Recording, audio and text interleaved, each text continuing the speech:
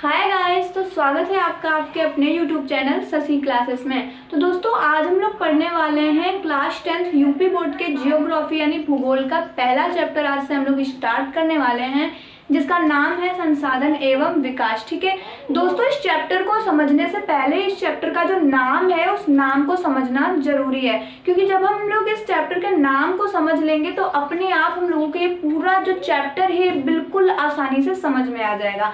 तो जैसे हमारे कहने के अकॉर्डिंग संसाधन एवं विकास, चैप्टर का नाम है संसाधन एवं विकास। ठीक है, तो संसाधन क्या है? सबसे पहली बात ये मैंने यहाँ डेफिनेशन लिख दी है, पर्यावरण में उपस्थित हर वस्तु जो हमारी आवश्यकताओं की पूर्ति करे तथा जिसे बनाने के लिए प्रौद्योगिकी उपलब्ध है, एक संसाधन है। ठीक है, सुनिए, पर्यावरण यानी कि हमारे आसपास की जो जगहें हैं उन्हें पर्यावरण कहते हैं। अगर आप देखो तो डायरेक्टली या फिर इनडायरेक्टली हर एक वस्तुएं हमारे प्रयोग में आती हैं। ठीक है, हमारी आवश्यकताओं की पूर्ति करती हैं।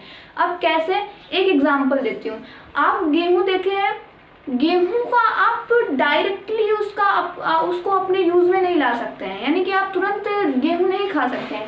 आप उसे एक प्रक्रम द्वारा, यानी कि जैसे गेहूं है आप उसे पिसवाएंगे, उसके रोटी बनवाएंगे, उसके बाद तब खाएंगे। तो ये जो क्रिया आप करते हैं, ये जो प्रक्रम होता है, इसके बाद आप उस गेहूं की रोटी बना के खाते हैं। तो ये इनडायरेक्टली जो है, डायरेक्टली या फिर इनडायरेक्टली किसी ना किसी तरह से आप उसे प्रयोग में लाके खाते हैं। ठीक है, तो इसी तरह से देखें एग्जाम्पल, और आपके जो घर में बेड हैं इसमें आप सोने का काम करते हो, तो यानी कि जिस वस्तु से आपकी कोई आवश्यकता की पूर्ति होती है उससे हम संसाधन कहेंगे।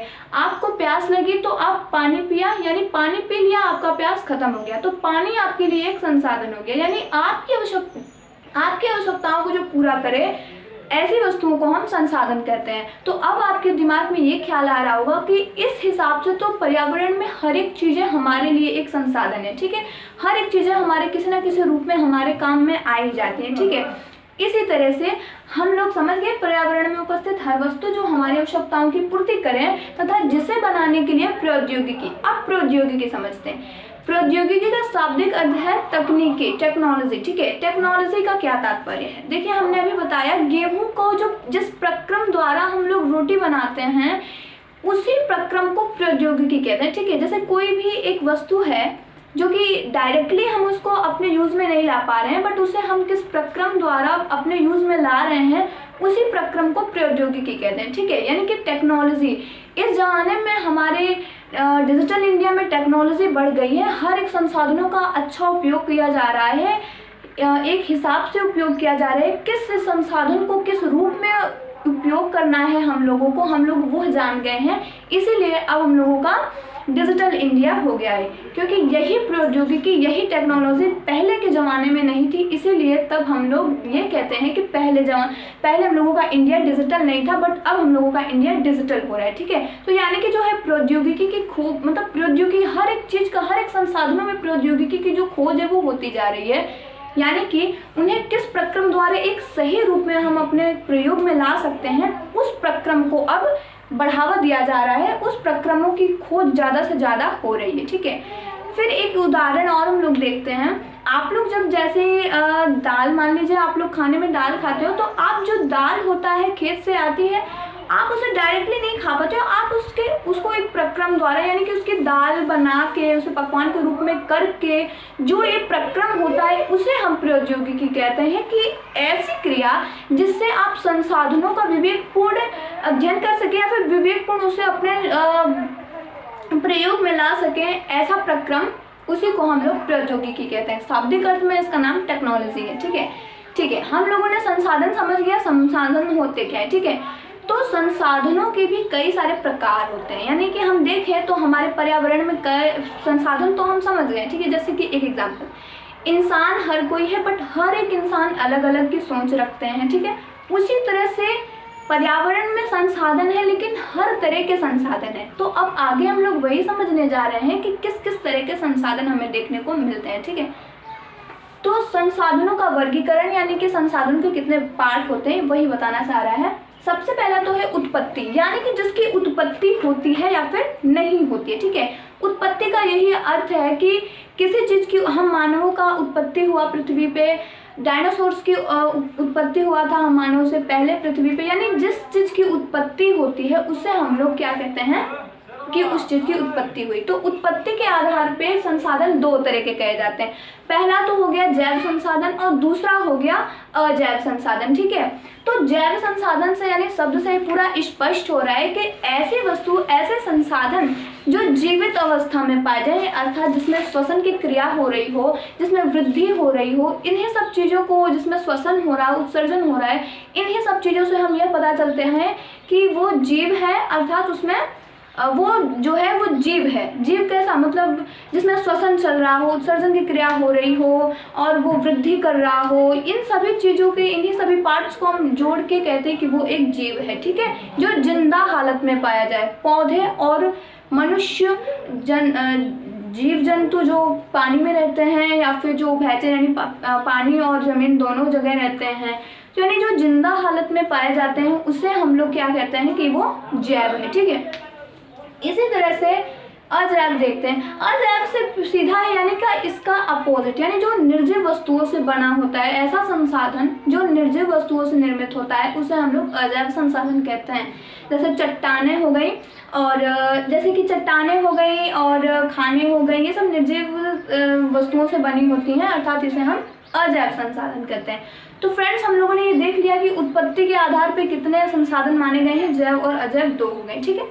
इस तरह से अब समाप्यता के आधार पे, यानी कि समाप्यता से भी शब्द से स्पष्ट है कि जिसकी समाप्ति हो भी सकती है, ना भी हो सकती, ठीक है। समाप्ति होती है, नहीं होती है, समझते हैं।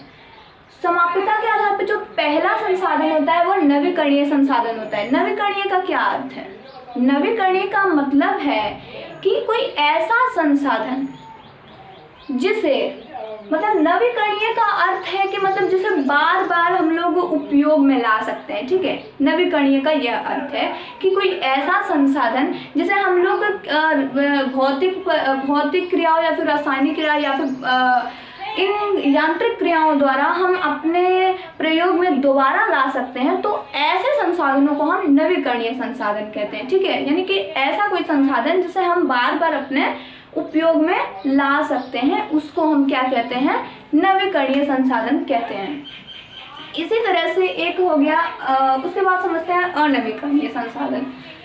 अनवीकरणीय संसाधन क्या होता है? ऐसे संसाधन जिनका एक बार उपयोग कर लेने के बाद उनका जो वो दोबारा जब आते हैं, यानी कि उनका एक बार उपयोग कर लेंगे, फिर उनकी जो उत्पत्ति होती है वो लाखों वर्ष के बाद होती है। ऐसे संसाधनों में हमारा पेट्रोल, डीजल, ईंधन, ये सब हम लोगों के अनवीकरणीय संसाधन में आते हैं, जिनका एक बार प्रयोग कर लेने के बाद ये कई लाख वर्षों बाद ये फिर से उत्पन्न होते हैं। इसीलिए इस पे थोड़ा हमारी गवर्नमेंट कहती है कि डीजल का, पेट्रोल का और ईंधन का थोड़ा कम हिसाब में मतलब चलाएं, उनका अंधाधुंध प्रयोग नहीं करना होता है। अगर हम लोग ऐसा करते हैं तो हमारी भावी पीढ़ी यानी कि जो आगे वाली पीढ़ी है, वो पीढ़ी इन संसाधनों का लाभ नहीं उठा पाएगी। इसीलिए थोड़ा न्यायपूर्वक इन संसाधनों का हमें उपयोग करना चाहिए। तो ठीक है, हम लोग ने समझ गया समाप्यता के आधार पर तो नवीकरणीय हो गया, दूसरा अनवीकरणीय हो गया।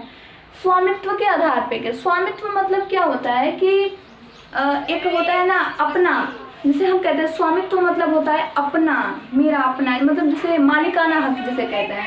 तो स्वामित्व के आधार पर सबसे पहला तो व्यक्तिगत मतलब कि जो मेरा ही है, ठीक है। मतलब स्वामित्व मालिकाना के हिसाब से हम बताते हैं। व्यक्तिगत संसाधन में सबसे पहले आप अपने को एग्जाम्पल लीजिए। आपका कोई कपड़ा है तो वो आपका एक व्यक्तिगत संसाधन है। मेरा ये मार्कर है, ये मेरा व्यक्तिगत, यानी ये मेरा मार्कर है, यानी कि स्वामित्व बता रहा है, व्यक्तिगत मालिकाना है, मैं इसका मालिकाना हूँ, मैं इसके मालिक हूँ, ठीक है। ये मेरा है तो मैं इसकी मालिक हूँ, मैं इस पे मेरा मालिकाना हक है, मेरा है, ठीक है। आपका कोई कपड़ा है तो वो आपका ही कपड़ा है, वो आप उसके वो आपका व्यक्तिगत संसाधन हो गया है, ठीक है, जो आपका है। उसी तरह से एक सामुदायिक संसाधन होता है। सामुदायिक संसाधन यानी जिसमें सभी समुदायों का हक होता है, उसे सामुदायिक संसाधन। इसका सबसे अच्छा उदाहरण है, जैसे आप लोग मान लीजिए शमशान घाट, उस पर किसी को भी रोक नहीं है, हर कोई वहाँ पे लाशें को, शव को जला सकता है, ठीक है।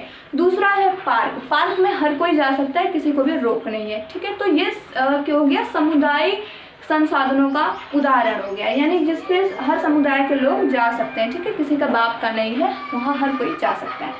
इसी तरह से राष्ट्रीय संसाधन होता है। राष्ट्रीय संसाधन में आपको बता दूं कि जो देश का होता है, हमारे देश का, ठीक है, जैसे वन हो गया, नदी, देश में जितनी नदियां हैं वो हो गई, ठीक है, ये सब जो है वो राष्ट्रीय संसाधन है। इसी तरह से मैं बता दूं जो हम लोगों का आप देखें तो जो भारत का मैप है वो जो नीचे के, ये जो श्रीलंका के टाइप, मतलब नीचे जो दक्षिणी भाग में जो एरिया होता है इससे 12 मील दूर, मतलब 12 मील छोड़ के जो अंदर जितने भी प्रकार के संसाधन पाए जाएंगे, यानी कि जैसे ये इससे 12 मील के अंदर जितने भी संसाधन पाए जाएंगे वो खुद भारत के होंगे, ठीक है। तो ये चीज आपको समझनी है।